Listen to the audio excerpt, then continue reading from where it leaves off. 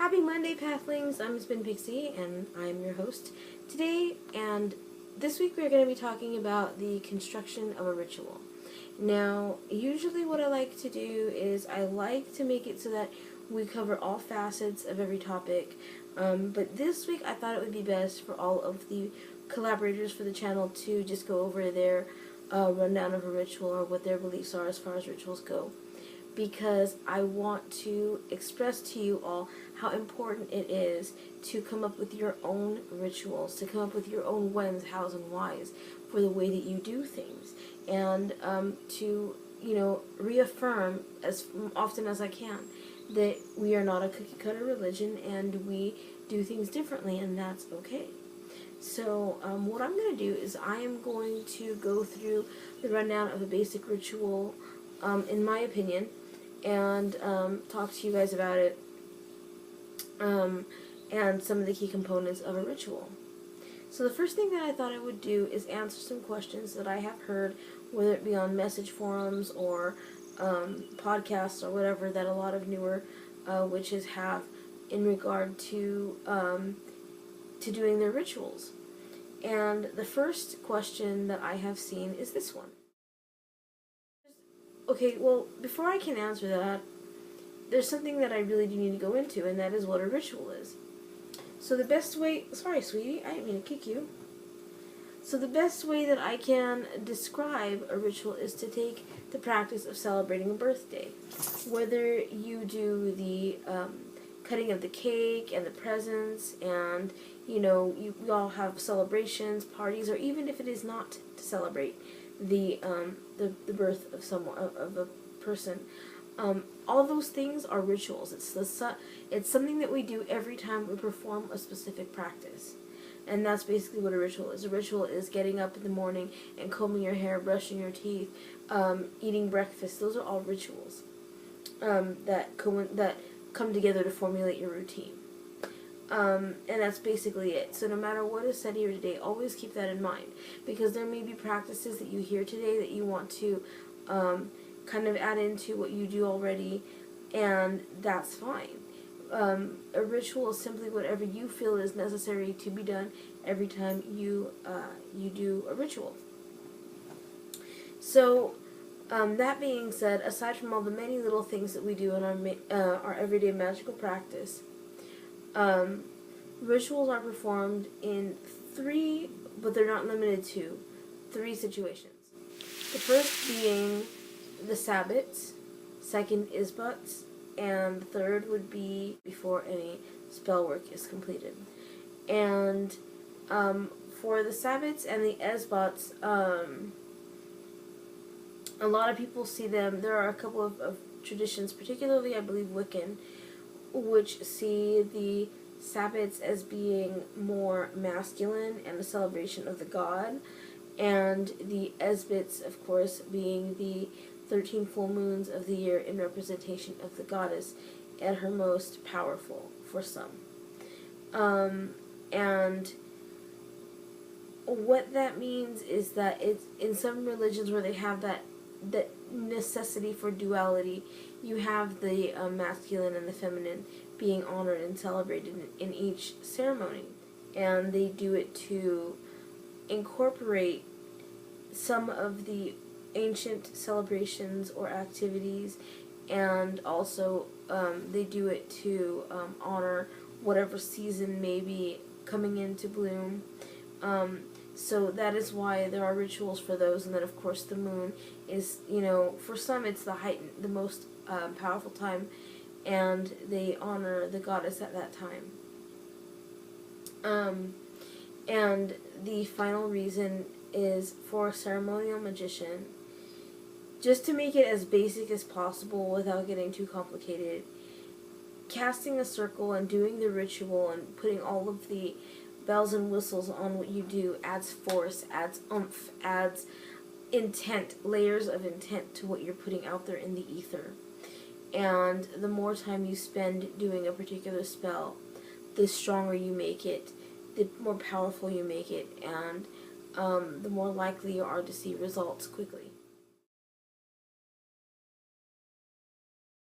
It is perfectly fine to run through your ritual prior to practice.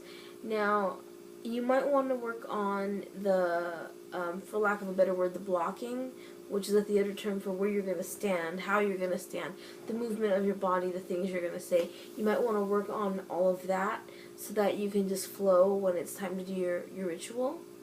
So it is perfectly acceptable to practice prior to doing a major ritual. Especially if you don't want to be holding your book or reading a paper back and forth.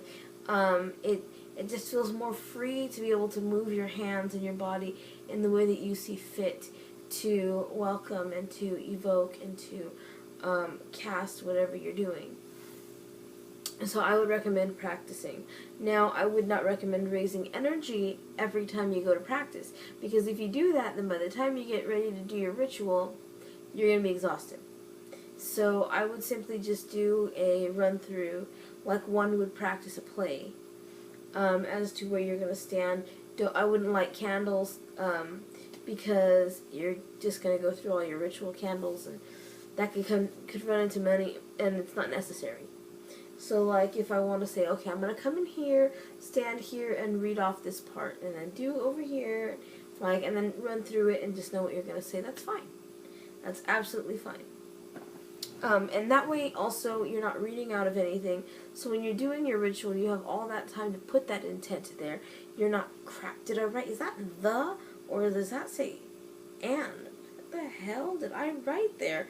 And you're not, getting, misdirecting your intent with distraction. So it's actually a really good idea to practice. Now let's talk key components of a basic ritual. So here is a list of things, what I would consider a basic ritual. Now, I'm going to draw your attention to one of these things because it's not where it should be. I'll change it in the description so that if you guys want to copy this down for your own use, you can.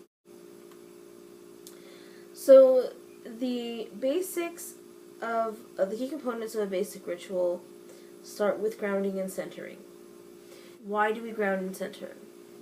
Well, we want to shake off the negativity of the day. If we're coming to ritual from work, we don't want to be like still hearing, Tom talking about, Alex's bull crap, and how he hates living with them and their roommates and blah, blah, blah.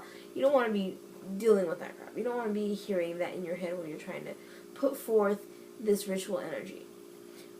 You want to shake off any of your day, any emotional funk you might be in. So you want to ground that out of yourself and center. Get ready to perform the great work. A lot of people meditate. A lot of people sit comfortably and just relax. Whatever gets you comfortable. Some people might use certain herbs to calm them, or tea, or whatever calms you down, whatever gets rid of all the outside world. The next thing you're going to want to do is cleanse and consecrate your sacred space and tools. Now, we've talked in the past about the difference between cleansing and consecrating, so I'm not going to really go into that, but you want to make sure that everything you're going to use in a spell has been cleaned so that the remnants of the previous spells are gone, and then you're going to want to sanctify them for the work to be done. I consecrate you for my ritual to honor the goddess on the full moon night. And you're also going to want to do this with your sacred space. You're going to want to vacuum, clean your house, sweep out any debris or anything that you don't want there. This is not necessarily where you get into the banishing. This is simply getting rid of the physical dirt, the mental dirt, saging the room, wafting around with incense, whatever you need to do to cleanse, to clean off, and to consecrate, make pure that space. So the next thing to do would be to banish. Now, before I get into banishing, I'm going to go ahead and note that not everybody banishes. There are certain magicians, such as chaos magicians, that don't banish because energy is energy. And some choose to work with dark energies. That does not make them a black witch or a bad witch or whatever. It simply makes them someone who does not mind working with dark energy. So some people don't banish because they feel their home is sanctified and that nothing negative is going to get in there. So keep that in mind before I continue on. Now, when you banish, what you're banishing is any negativity from yourself, any negativity of the people who might be performing the ritual with you. It's just getting rid of any of that stuff that grounding and centering might not have shaken away. If your house is haunted, and I have lived in haunted houses, if your house is haunted, and not all of the spirits, entities, ghosts, whatever, are friendly, I would definitely banish them from where you're going to be working so that there is no interference. Chanting is very helpful with a lot of these steps, especially in the cleansing and consecrating and the banishing, because it's getting that energy, like you're cleaning, you're making it pure with your words. There's a lot to be said for song and words in the ritual practice, in the magical practice. So if you have a cleansing and consecrating chant, you're going to want to do that when you're cleansing and consecrating. If you have a banishing chant or a mantra, a couple I've heard are Apopantos Kakademanos, which is not entirely accurate, but I'm not going to go into that now. I've also heard Ekis Ekis Esti Babaloi, which is a little more accurate. Hekis Hekis Esti Babaloi, which means all spirits, are chased away or out of the room. Just pretty much away all demons, away all evil. So once you are done banishing, and I have raising the energy here, as you can see, but I'm going to push that down to under casting a circle, and I will fix that in the description if you want to use this outline. So the next thing you're going to do is you're going to cast your circle. And casting your circle can be whatever you feel is necessary to do to make the barrier secure, and we'll talk about that in the future. Once you have cast your circle, the next thing you're going to do is you're going to raise the energy.